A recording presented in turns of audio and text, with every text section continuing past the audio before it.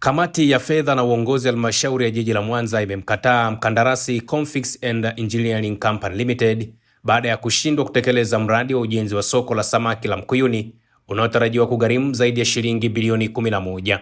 Uamuzi huo umetokana na tathmini ambayo imefanywa na kamati hiyo ilionyesha kuwa mkandarasi huyo ameshindwa kabisa kuonesha uwezo wa kutekeleza mradi huo licha ya kulipwa zaidi ya shilingi bilioni 1.1 kwa kipindi cha zaidi ya mwaka mmoja uliopita. Hadi sasa maendeleo ya mradi yamefikia 3% pekee, kiwango kinachoeleza kuwa ni cha kusikitisha na kisichokubalika ukilinganisha na muda uliotumika.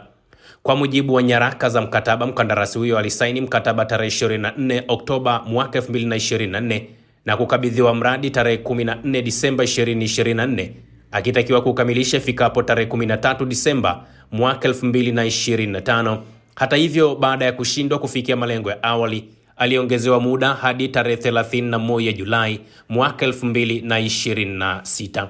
Licha ya nyongeza hiyo, uchunguzi wa kamati unaonesha kuwa zaidi ya 85% ya muda wa utekelezaji tayari imepita bila mafanikio yoyote ya msingi, hali inayodhihirisha uzembe mkubwa na kushindwa kwa mkandarasi kutimiza wajibu wake wa kimkataba.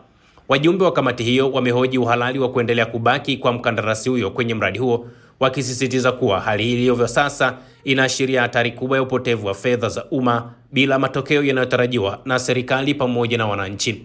Kamati hiyo imezitaka mamlaka husika kuchukua hatua za haraka na kali, ikiwemo uwezekano wa kuvunja mkataba ili kulinda rasilimali za umma na kuhakikisha mradi huo unakamilika kwa viwango vinavyotarajiwa kwa manufaa ya wananchi wa jiji la Mwanza. Nitamani kujua kutoka kwa mkandarasi sasa, baada ya review ya kugundua kwamba kuna changamoto ambayo imejitokeza, of course time frame hiyo ya kureview zaidi ya miezi 6 tunaweza tukasema ilikuwa ni nyingi nayo pia, lakini tuseme basi sababu ya technical issues tukubaliane na hilo. Sasa ni nini ambacho kilipelekea muda wote zaidi ya mwaka mzima mradi huu ukawa umesimama? Baada ya review ya mchoro, kimkataba pesa ilionekana kuongezeka kubwa, na baada ya marejeo ya gharama za ujenzi kama ambavyo mtangulizi amekwisha kusema kwamba ilikuwa inakadiriwa kufika bilioni 11.4, mapitio hayo yalionekana kwamba ni makubwa ukilinganisha na bajeti ambayo ilikuwa imetengwa ambayo ni bilioni 7. Na kulingana na mkataba jinsi ulivyo, mkataba unasema pale gharama zitakapozidi 25% au 20%, basi tupate approval kutoka kwa mwajiri kwamba anakubaliana na gharama hizo. Na tulipata BOQ revised ambayo ilikuwa ina cover cost zote ambazo zimeongezeka kulingana na michoro mipya au reviewed design, ambayo mpaka sasa hatujapata direct approval. Lakini tulikaa kwenye vikao vya management pamoja na mkurugenzi na timu za wataalam kutoka TARURA na kwa client, ambapo tulipewa maelekezo ya kuendelea kutumia pesa hiyo wakati wao wakiendelea kushughulikia approval ya nyongeza ya pesa hizo. Kwa hiyo mwanzoni kitu ambacho kidogo kilitupa back and forth ilikuwa ni approval ya pesa, nyongeza ya pesa kulingana na review ya design. Lakini tangu hapo tumekuwa tukiendelea na kazi, na kama mnaona hapa tulifanya mwanzoni kulingana na drawings ambazo michoro au design ambayo tulipewa mwanzoni mwezi wa 7, maana ya design ya pili baada ya review, ambayo kulingana na hali ya hapa jinsi ilivyo tumeshindwa kuendelea nayo kwa sababu maji yanakuwa accumulated mengi.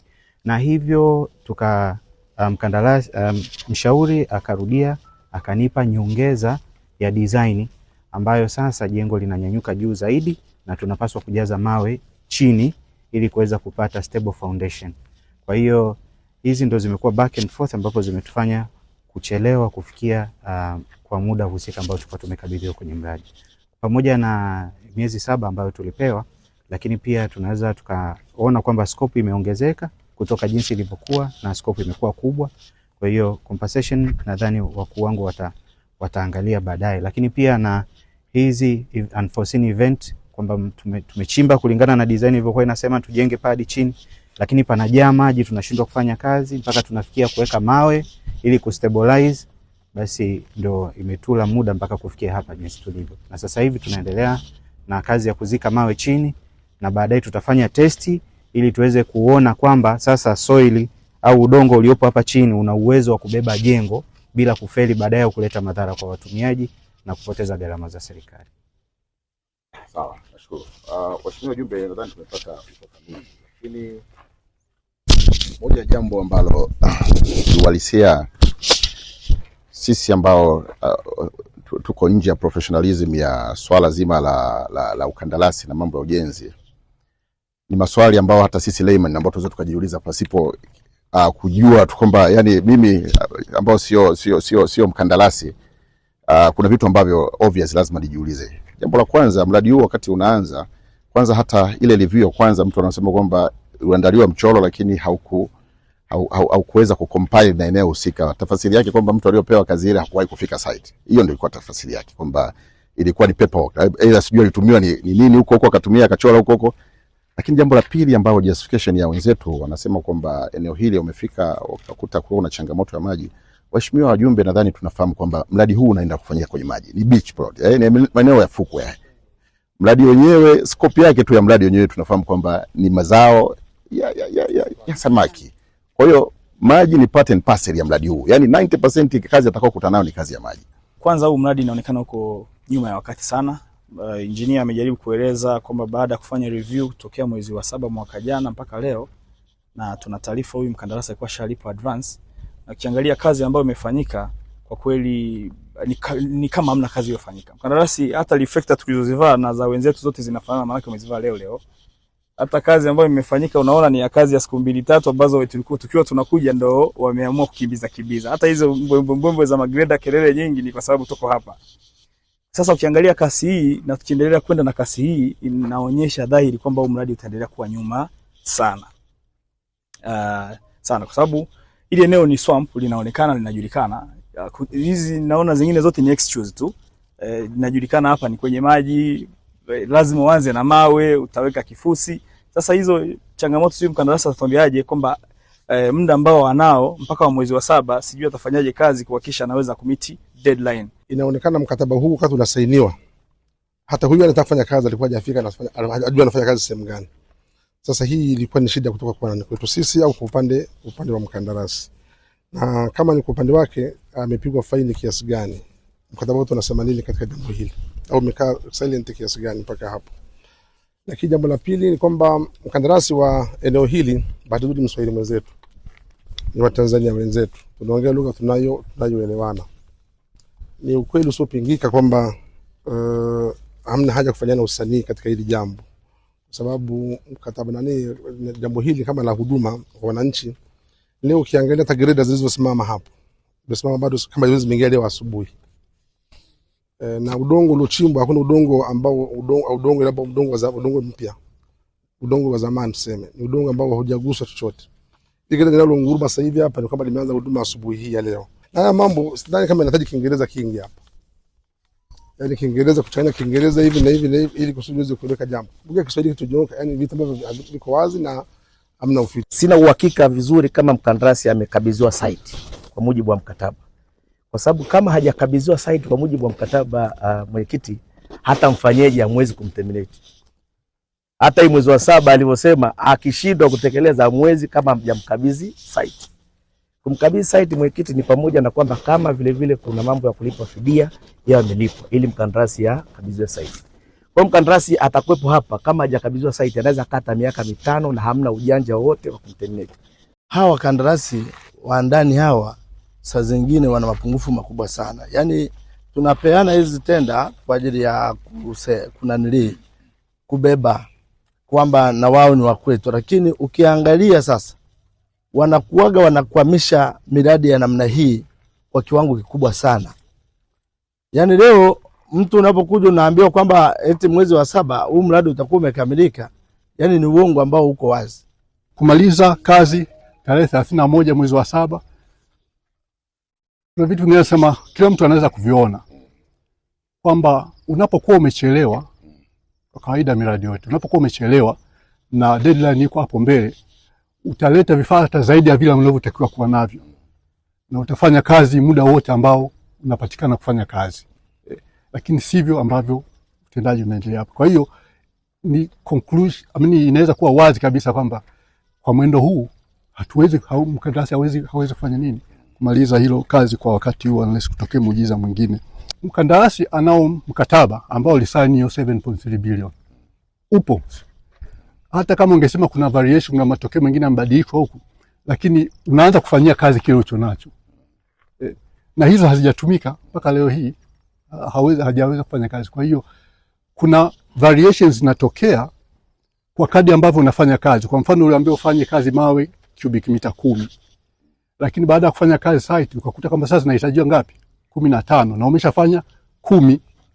Kwa hiyo sasa unasema sasa tunaifanyaje tu nini? Lakini hata zile ambazo zipo hazijafanyika. Yaani ni uweze kufanya addendum ukabadilisha kabla hata hujachimba hapa chini. Kile ulichonacho mkononi hujakitumia. Alafu unasema nataka siwezi kufanya kwa sababu nasubiri kwanza uniambie. Kwa hiyo sio ninavyosema hivyo katika nini. Kwa hiyo haya ni mambo ambayo tunazungumza kwenye vikao na mkandarasi anaelewa. Lakini niliseme kwa namna hii kwamba kama ambavyo mna habari kwamba mkandarasi alishalipwa hela ya inaitwa advance payment. Hiyo fedha ni kwa ajili ya kufanya matayarisho ya kuanza kazi site, kwa ajili ya mitambo, kwa ajili ya material, kwa ajili ya watu muhimu kuwepo site. Tunapozungumza leo hii tukiwa kwenye asilimia karibu 85 ya muda wa mradi, hivi vitu vyote havijakamilika. Kwa hiyo inaweza kuonyesha tu kwamba tatizo hili liko wapi. Yapo mambo makubwa matatu ambayo tumefika hapa na tumejiridhisha nayo pasipo na shaka.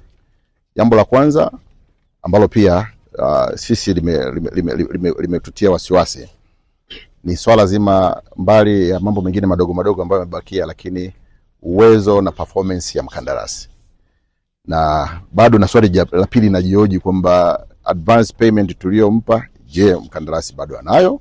Hiyo hatutaki kujua sababu yuko ndani ya scope ya mkataba. Lakini moja ya kazi kubwa ambayo regardless vitu vilivyobakia huko upande wetu sisi, lakini katika 70% ya eneo lake la field aliyokuwa anapaswa kufanya implementation, bado hata hiyo ameshindwa kuanza. Mimi nimepata nafasi ya kupita hapa mara kadhaa. Leo tunaambiwa kwamba paka kuu ya wilaya ilikuja ikampa maagizo mkandarasi akae miezi 3 ndio aweze kufanya kazi. Hilo ni swali la kwanza tu ambalo linatupa hofu ya uwezo wa mkandarasi alionao, kwamba paka kamati ya ulinzi na usalama ikwambie ukae miezi 3 utekeleze wajibu wako. Hilo ni jambo la kwanza. Lakini jambo la pili ni time frame ambayo mkandarasi pia ametupa ya huo muda ambao anakusudia. Sasa nachelea kusema pia na kushauri mamlaka husika, hususan sisi tuliompa mkataba, kwenda kureview mkataba ambazo kwa haya ambayo anaendelea kuyafanya, ni nini ambacho tutakifanya juu ya huyu bwana. Aidha kama kuna compensation kwa kutuchelewesha mradi wetu, lakini jambo la pili kuona kama tuna uwezo wa kuterminate mkataba huu na mkandarasi iwapo itawezekana kufanyika jambo kama hili. Lakini jambo la tatu, kutokutoa grace period isipokuwa na sababu za msingi. Yaani kumuongezea muda wa mkataba pasipokuwa na sababu ya msingi, ili jambo hatutoweza kuliridhia kwa mara nyingine tena. Lakini jambo la mwisho, shughuli kama hizi zinazofanyika katika maeneo yetu, hususan katika hizi halmashauri zetu, hatufanyi sababu tumepata kazi. Hatufanyi sababu tumepata sehemu ya kwenda kupotezea muda. Tunafanya tukiwa tunalenga wananchi. Na miradi inatofautiana. Huu mradi walengwa wakubwa ni low income earners, watu wanaopata kipato kidogo sana. Sasa tukikutana na mtu ambaye anatuchelewesha kwenye miradi kama hii, hawatukani wale watu ambao ni walengwa, lakini anamtukana Mheshimiwa Rais ambaye anaomba fedha, anasukuma fedha kwa ajili ya kuleta hiyo. Na sisi kama wawakilishi wa wananchi hatutakuwa sehemu ya watu wa namna hii. Hili kwetu sisi kama jiji la Mwanza tunalikataa. Lakini jambo la pili, sisi kama wahanga wakubwa wa kuhakikisha kwamba tunarudisha tabasamu kwa wananchi, tunasema kwamba watu wa namna hii katika maeneo yetu hatutowapa nafasi kwa mara nyingine tena. Tunaenda katika vikao vyetu vya ndani, tutaangalia namna ya kureview mikataba ya mkandarasi, lakini kuangalia terms ambazo sisi tutaenda kumbana mkandarasi, tuhakikishe kazi hii inaenda kukamilika kwa muda ambao umekusudiwa.